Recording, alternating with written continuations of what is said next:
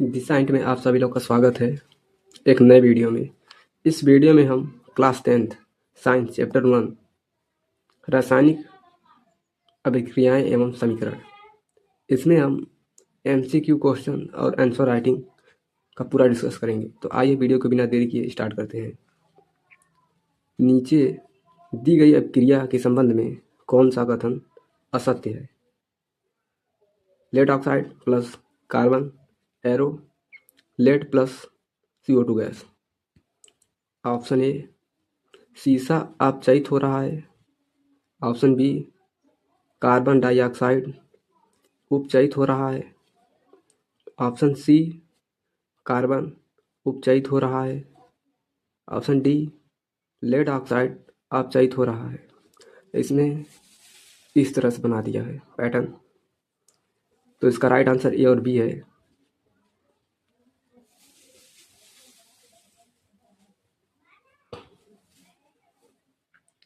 Fe2O3 ferrous oxide plus aluminium arrow Fe2O3 plus 2Fe। ऊपर दी गई अभिक्रिया किस प्रकार की है, आपको ये बताना है। तो इसमें ऑप्शन है संयोजन अभिक्रिया, द्विविस्थापन अभिक्रिया, वियोजन अभिक्रिया और विस्थापन अभिक्रिया।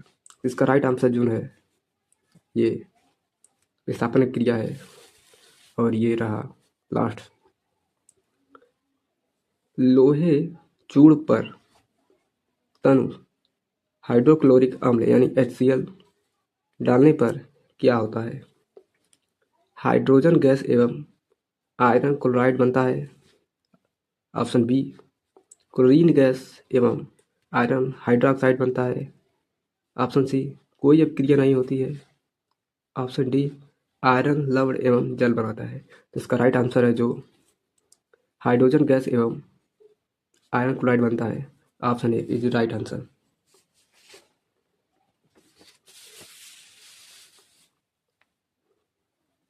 जब CaC2 को जल में मिलाया जाता है तो कौन सी गैस बनती है? Option A hydrogen gas, option B ammonia gas, option C acetylene, option D carbon dioxide. तो इसका जो राइट आंसर सी है, एस्टिलीन बनता है। अवक्षेपण अभिक्रिया में क्या बनता है? तो ऑप्शन ए है गैस, ठोस अवक्षेप ऑप्शन बी, ऑप्शन सी ऊष्मा, ऑप्शन डी अम्ल। तो इसका जो राइट आंसर है ऑप्शन बी, ठोस अवक्षेप बनता है। धातुओं को वायु में जलाने पर क्या बनता है? तो आप सभी लोग जानते हैं कि वायु मतलब ऑक्सीजन की बात हो रही है। तो option A oxide, option B chloride, option C sulphate, option D hydrogen. तो इसका राइट आंसर है, इसका जो राइट ऑप्शन है ए, ऑक्साइड बनता है।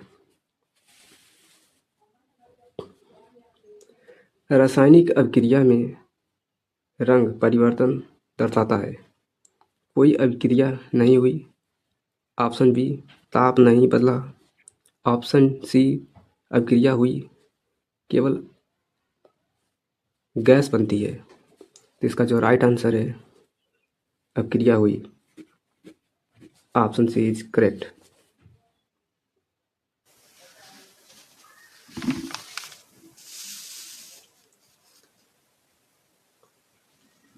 श्याम श्वेत फोटोग्राफी में प्रयुक्त होता है। AgCl यानी silver chloride, option B PbNO3 lead nitrate, option C CaCO3, option D FeSO4। तो इसका राइट आंसर है FeSO4 फेरस सल्फेट।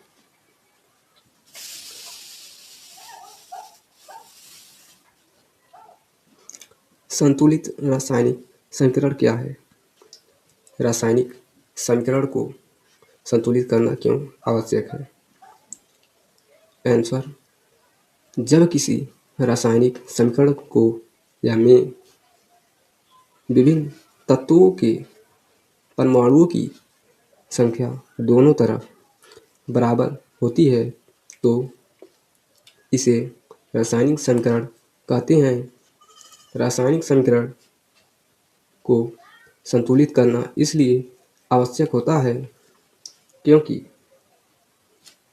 इसके द्वारा हम अभिकारकों एवं उत्पादों के परमाणुओं का तथा अणुओं की वास्तविक संख्या तथा आपेक्षिक मात्राओं की जानकारी प्राप्त कर सकते हैं।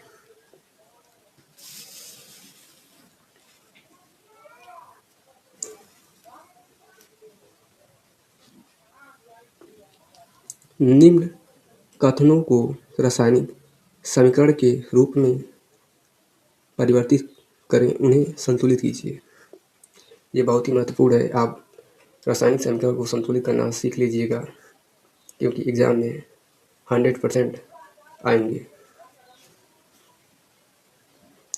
नाइट्रोजन हाइड्रोजन गैस संयोग करने या करके अमोनिया बनता है, जिसका N2+3H2। मैं अभी बताऊंगा ये 3 किस लिए है। 2N2H3, इसको संतुलित करने के लिए 3H2 है। इसमें B है जो हाइड्रोजन सल्फाइड गैस का वायु में दहन होने पर जल एवं सल्फर डाइऑक्साइड बनता है। तो H2 या 2HS plus 3O2 arrow 2H2O plus 2SO2 gas है, यहाँ पे भी गैस है। तो इसे संतुलित करने के लिए यहाँ पे 2 लगा है, यहाँ पे भी 2 और यहाँ पे 3 है। तो आइए आगे देखते हैं।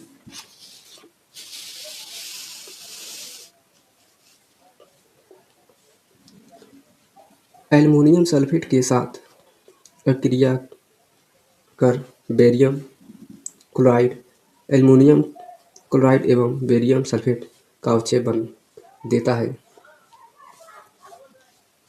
AlSO4 plus BrCl2 arrow AlCl2 plus BrSO4। तो आपका इसी तरह दे दिया रहेगा, मतलब बोलेगा आपको ऐसे समीकरण में लिखने के लिए और संतुलित करने के लिए। पोटेशियम धातु जल के साथ अभिक्रिया करके पोटेशियम हाइड्रोक्साइड एवं हाइड्रोजन गैस देती है। तो 2K plus 2H2O arrow 2KOH potassium hydroxide plus hydrogen gas.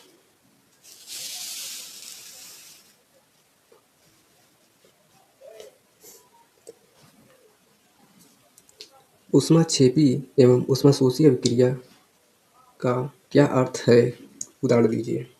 बहुत ही महत्वपूर्ण है, आप इसे पढ़िएगा अच्छे से। और ऊष्माक्षेपी अभिक्रिया, इस रासायनिक अभिक्रिया में ऊष्मा निकलती है।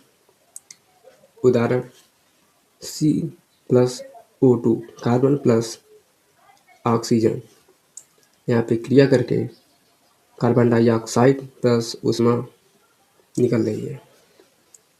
ऊष्माशोषी अभिक्रिया, इस रासायनिक अभिक्रिया में ऊष्मा का शोषित होता है या शोषण होता है। तो उदाहरण CaCO3 arrow CaO plus CO2 ऊष्मा देकर।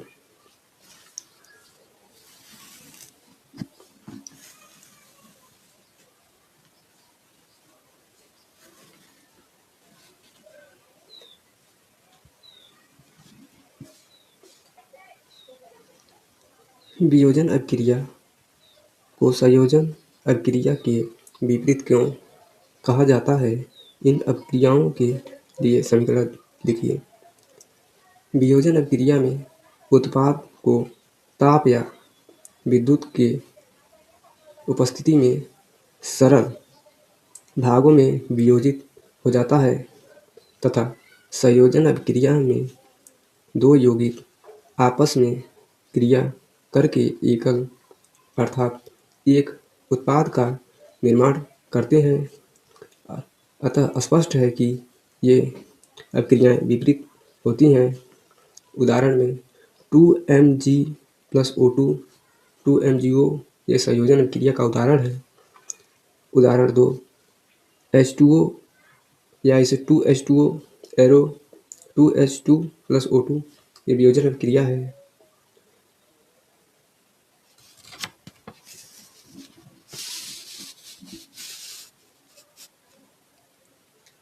श्वसन को ऊष्माक्षेपी अभिक्रिया क्यों कहते हैं और वर्णन कीजिए।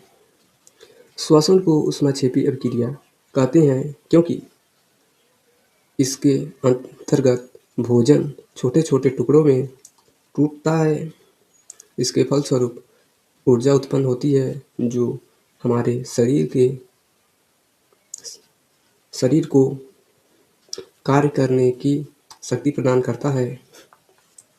यहाँ पे आपका C6H12O6 प्लस 6O2 यानी ग्लूकोज है प्लस ऑक्सीजन है। एरो यहाँ पे कार्बन डाइऑक्साइड प्लस जल बना रहा है प्लस ऊर्जा, यहाँ पे ऊर्जा भी मिल रही है।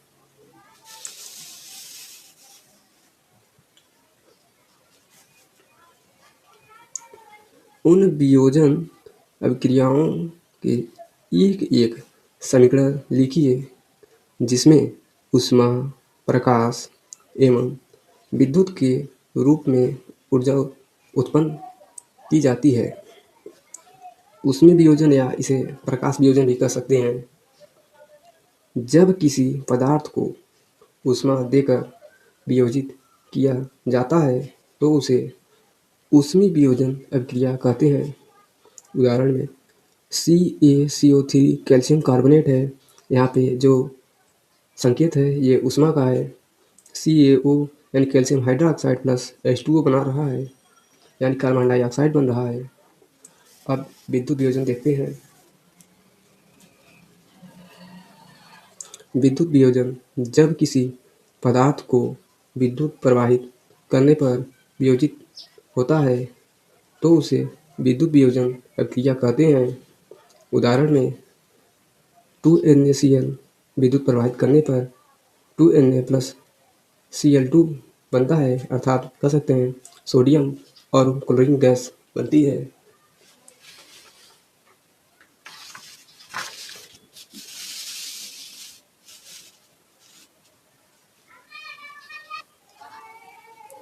विस्थापन एवं द्विविस्थापन अभिक्रियाओं में क्या अंतर है? इन अभिक्रियाओं के रासायनिक समीकरण दीजिए।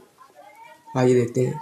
विस्थापन अभिक्रिया, द्विविस्थापन अभिक्रिया, इसमें देखते हैं क्या अंतर है। एक अधिक क्रियाशील तत्व एक यौगिक से कम क्रियाशील तत्व को विस्थापित करता है।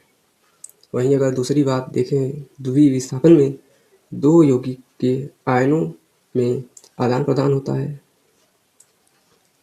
और विस्थापन में दूसरा है पॉइंट जिसमें एक तत्व और एक अभिकारक के रूप में होता है। वहीं द्विविस्थापन में दूसरा पॉइंट देखें तो इसमें दो यौगिक अभिकारक के रूप में होते हैं। पॉइंट तीसरा देखें तो एक नया यौगिक और एक मुक्त तत्व बनता है। और यही द्विविस्थापन में देखें तो दो नए यौगिक बनते हैं जिसमें से अक्सर एक अवक्षेप होता है। यहाँ पे आप विस्थापन अभिक्रिया के एग्जाम्पल्स या समीकरण देख सकते हैं। फेरस प्लस कॉपर सल्फेट जब क्रिया करता है वहाँ पे फेरस सल्फेट प्लस Cu यानी अर्थात जो आपका तांबा है वो उसका हास्य हो रहा है एक तरह से। AgNO3 यानी silver nitrate plus sodium chloride के साथ क्रिया करता है तो सिल्वर क्लोराइड प्लस NO3 बनता है यानी सोडियम नाइट्रेट बनता है।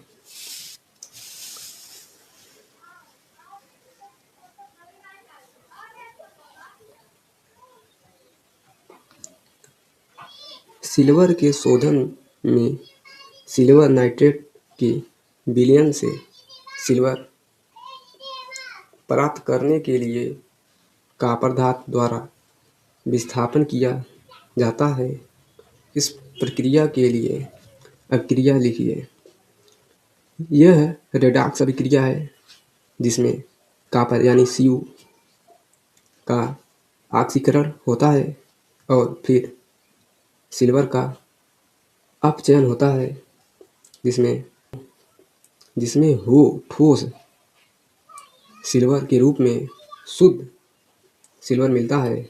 यहाँ पे इसका रासायनिक समीकरण है AgNO3 + Cu और यहाँ पे Cu कोष्ठक में NO3 फिर कोष्ठक बंद 2 + Ag। यहाँ पे अपचयन हो रहा है, उपचयन हो रहा है।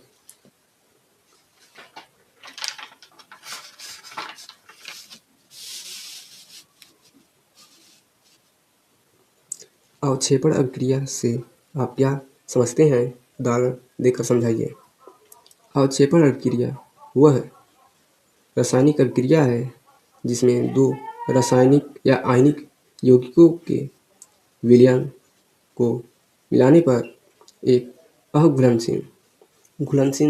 अघुलनशील ठोस पदार्थ बनता है जिसे अवक्षेप कहते हैं। यहाँ पे sodium sulphate plus barium chloride जब क्रिया करता है तो बेरियम सल्फेट प्लस NaCl बनता है, अर्थात श्वेत अवक्षेप बनता है।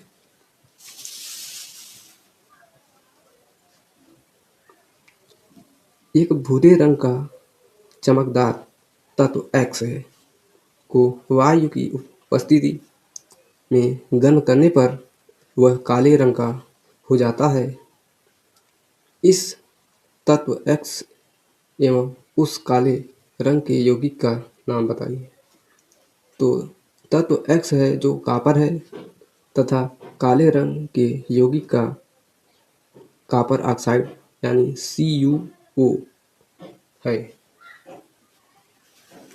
ये बहुत अच्छा क्वेश्चन है, आपको शायद दिखा रहा हूँ। लोहे की वस्तुओं को हम पेंट क्यों करते हैं? आप देखे होंगे जो घरों के ऊपर जो ग्रिल्स लगी होती है लोहे की, उसमें पेंट लगाया जाता है या पेंट किया जाता है। तो ये संक्षारण के उदाहरण हैं। वो क्षरित होने लगते हैं अर्थात अपने अस्तित्व से नष्ट होने लगते हैं। लोहे की वस्तुओं को हम पेंट इसलिए करते हैं कि लोहे वस्तु वायु में उपस्थित नमी से क्रिया करके क्षरित न हो अर्थात जंग से बचाया जा सके। अरे आपका विकृत गणिता है, मैं इसी को तेल एवं वसायुक्त खाद्य पदार्थों को नाइट्रोजन से प्रभावी क्यों किया जाता है या बचाया जाता है? तेल या वसायुक्त खाद्य पदार्थों को सुरक्षित लंबे समय तक रखने के लिए नाइट्रोजन गैस भरकर पैकिंग किया जाता है क्योंकि ऑक्सीजन से क्रिया करने में रोकते हैं। यानी जो नाइट्रोजन गैस होती है वो ऑक्सीजन से क्रिया करने से रोकती है। और इसका अच्छा उदाहरण है चिप्स के पैकेट में नाइट्रोजन गैस भरकर लंबे समय तक रखा जाता है। तो ये कंप्लीट वीडियो था क्लास 10 साइंस चैप्टर 1 पे, जो इसका मैं हैंड रिटन नोट्स भी वीडियो भी बना सका हूँ। और ये इसका दूसरा वीडियो है जिसमें मैं आंसर राइटिंग के ऊपर पूरा वीडियो बनाया हूँ। तो प्लीज़ वीडियो को लाइक करिए और चैनल को सब्सक्राइब करिए। मिलते हैं किसी नए वीडियो में किसी नए टॉपिक के साथ।